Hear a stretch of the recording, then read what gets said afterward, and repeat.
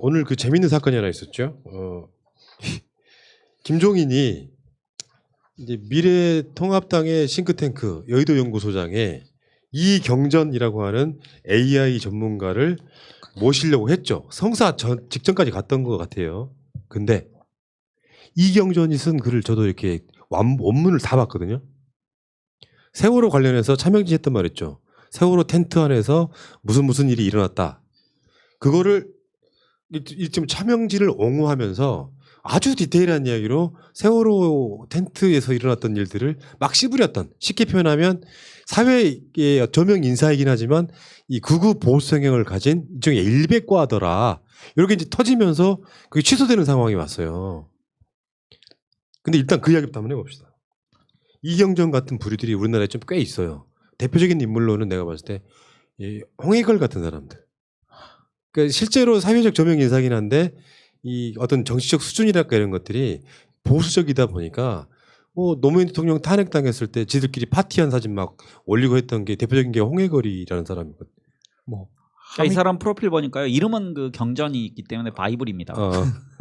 바이블리. 바이블리인데 네. 그 나중에 이제 카이스트 나와서 뭐 경영학 교수가 되는데 그 나중에 이제 연수 과정을 봤더니 MIT 풀브라이트 초빙 교수고 UC 버클리 풀브라이트 초빙 교수예요. 그러니까 미국의 풀브라이트 재단은 철저하게 보수 인사에 대해서 장학금을 주는 곳이거든요. 그러니까 미국에서 키워낸 길러낸 보수적 성향을 대변하는 사람 중에 한 명입니다. 그러니까 이 사람으로서 저는 김종인이라는 사람이 그 비대위원장 되면서 좌클릭을 좀 많이 하는 과정에서 이 사람을 지명한 것 자체는 굉장한 실수였다. 왜냐하면 그 여의도 연구원장이 갖는 지위가 김세연 정도. 그러니까 김세연이라는 삼성 국회의원이 실은 원장을 했던 직이거든요. 근데 나이도 뭐 69년이니까 그렇게 많지 않고 어린 그 사람인데 이 사람에게 그 여의도 연구원장을 만약에 시켰다면 그리고 임명을 했다면 그 우성향의 그런 정책을 만들 수밖에 없는 상황입니다. 그래서 어찌 보면 저는 임명이 됐는 게 더 좋았었다라고 생각합니다. 그러니까 장기적으로 보면 그렇지. 네, 장기적으로 보면. 그러니까 나는 이제 그 이경전 같은 사람들의 그 글을 보고 제가 느낀 게 뭐냐면요. 뭐 세월호 텐트에서 무슨 일이 있었다를 그 약간 디테일하게 설명을 해요, 이 사람이. 그럼 거기에 대해서 이제 차명진이 막말한 게 아니다 이런 논리인데 어떤 디테일이 있건 어떤 사회적 전문성이 있건 간에 이런 공감력 떨어지는 사람들은 정치권에 들어오면 안 돼요. 차명진이 지금 뭐 김종인 고소하겠다 뭐 이렇게까지 얘기가 나오고 있는 거 아니에요. 근데 예를 들면 이런 거지. 세월호 참사 등에 대해서 공감력을 갖고 그 피해자들이 느꼈을 사회적 감성에 대한 공감을 안 해주던 자들이요. 어느 날 그 사람 자체가 그냥 진영적인 거예요. 이게 박근혜 정부를 욕하는 용도로 사용된다고 느끼기 시작하니까 세월호에 대해 사건 자체 자식을 잃은 부모에 대한 공감력이 하나도 없는 상태에서 침묵하고 있다가 어느 날 수년이 흐른 뒤에 선거전이 벌어졌는데 그 상황에서 세월호 텐트에서 그런 일이 있었더라. 굉장히 좀 디테일하게 나오면서 사실로 받아들여졌을 가능성이 있는 이야기는 그때서야 세월호에 대한 첫 언급이 세월호 유가족이 텐트 안에서 이렇게 문란해도 되는 거냐라고 하는 그 아젠다를 가지고 오는 그 오만과 만용과 이 비공감 능력 때문에 우리가 분노하는 거거든요.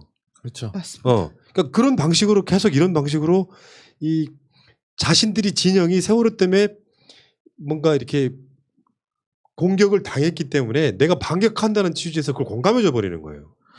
이게 정말 나쁘다라고 생각이 되는 게 이게 관심이 없거나 좀 이제 몰랐던 사람들이 이런 얘기를 들으면은 그럴 수도 있겠네. 그랬을지도 몰라. 뭔가 있었으니까 이런 얘기가 나왔겠지라고 받아들이는 사람들이 생각보다 많을 거예요.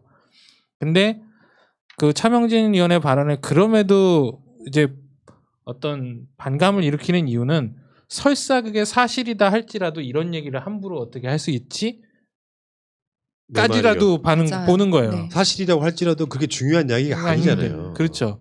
그러니까 사실을 할지라도 그거를 공적인 자리에서 어떻게 당당하게 뻔뻔하게 할 수 있지? 이런 거에 대한 공감이 안 되기 때문에 많은 사람들이 돌아선 거거든요. 근데 핵심이 이제는 아닌데 시각 그렇죠. 떨리기 싫은 거예요. 그 지역적인 그러니까 부분에 사실이 아닌데도 불구하고 모르는 사람이 볼 땐 사실로 인정할 만한 법한 얘기로서 해서 호도를 하는 거죠. 그래서 이제는 이런 거 모르는 사람들은 아직도 설마 그랬는데 그런 말 하니까 나쁜 거야라고 이해하는 사람들 꽤 있을 거예요. 그래서 지금 저희는 세월호 때 이런 거 있었던 얘기는 얘기가 나쁜 게 아니라 이런 일 없었어 라는 걸 분명히 해줘야 되고, 이렇게 얘기하는 사람들은 뭔가 의도를 가지고 있는 거야, 순수하지 않아, 그걸 명확히 밝혀줘야 될 필요가 있다라고 생각을 해요. 그 내막을 제가 좀 알고 있는 사람이거든요. 그 당시에 광화문 광장의 텐트와 세월호와 지금 언급되는 사람 내가 다 아는 사람들이에요. 근데 사실이 아닙니다. 그러니까 일부 사실만 갖고 왜곡시켜서 지금까지 공격을 하고 그렇죠. 있는데, 그러니까 그 언급되는 사람들이 누군지 내가 안다고. 근데 문제는 설사 그게 사실이라고 할지라도 그런 이야기는 세월호 사건의 맥락과는 아무 상관이 없는 거예요. 그렇게 부도덕한 집단이라는 이야기를 하고 싶은 거야 뭐야. 간단히 말해서 세월호 사건 덩어리가 만이라면 그런 사건은 그냥 비하인드로서 일의 가치도 없는 거예요. 근데 세월호 사건에 대해서 이야기가 났을 때 안전한 나라 만듭시다.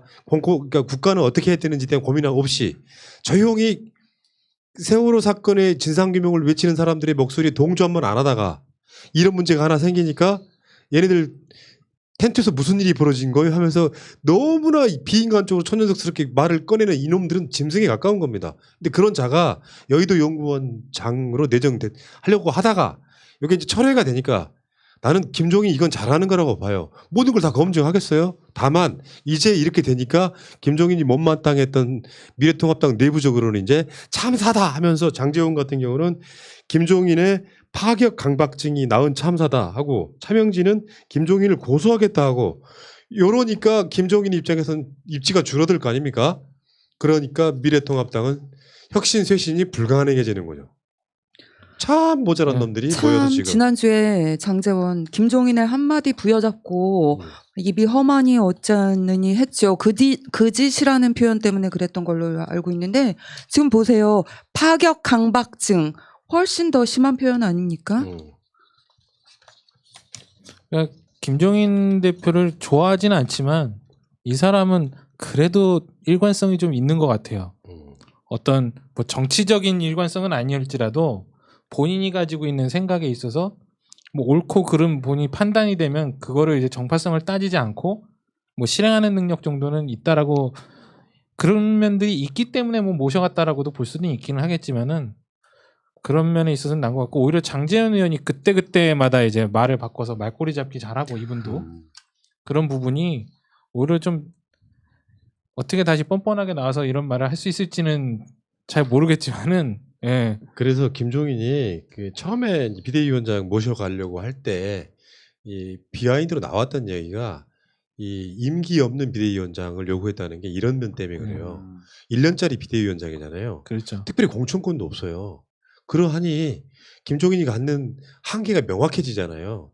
뭐 장제원 같은 이제 관종 입장에서는 계속해서 김종인 까대기 시작하면 지금 원희룡도 그렇고 김종인도 그렇고 오히려 홍준표는 김종인의 어느 정도 이렇게 수긍을 하는 나름대로 정치력이 있어 보이더라고요.